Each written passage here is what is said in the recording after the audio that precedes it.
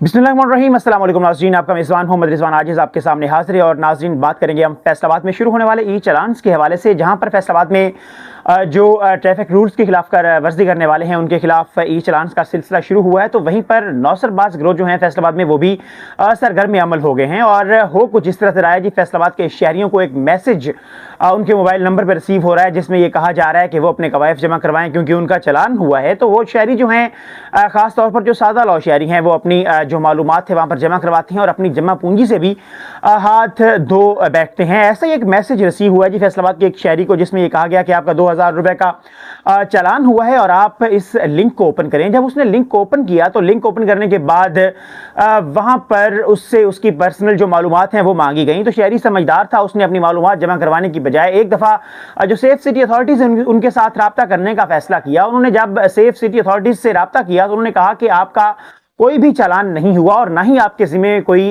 वाजिबुल अदा है किसी किस्म का कोई ई चालान। तो उसके बाद उसने क्या किया जी, रब्ता किया अपने बैंक से। तो बैंक वालों ने ये कहा कि जो बैंक वाले हैं वो कभी भी किसी अपने कस्टमर से उसका जो उसकी पर्सनल मालूमात हैं वो नहीं मांगते, इसलिए आप अपनी मालूमात कहीं पर भी सबमिट ना करवाएं।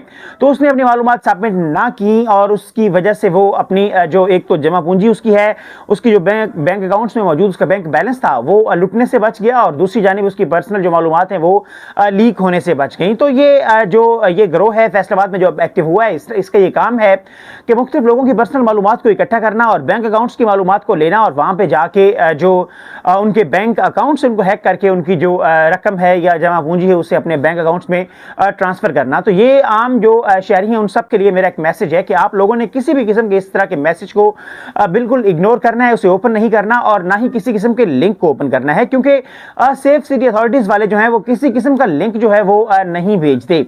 दूसरी बात ये कि जो मैसेज होता है उनका वो उनके ऑफिशियल नंबर से आता है, ना ही किसी पर्सनल नंबर से। जो गवर्नमेंट का ऑफिशियल नंबर है उससे अगर आपको मैसेज रिसीव होता है तो इसका मतलब है कि आपका चालान हुआ है।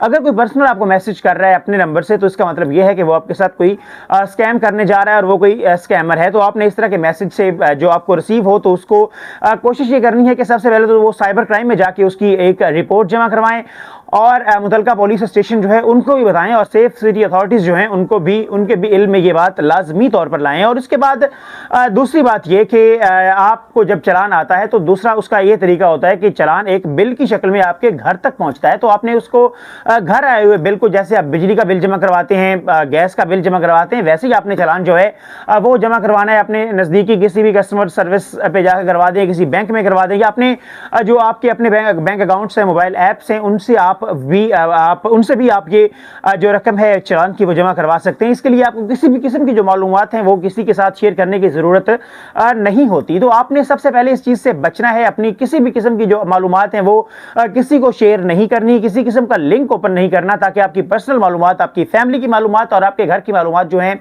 बैंक की मालूमात जो हैं, वो किसी नौसरबाज हैकर्स तक जाने से बच सकें।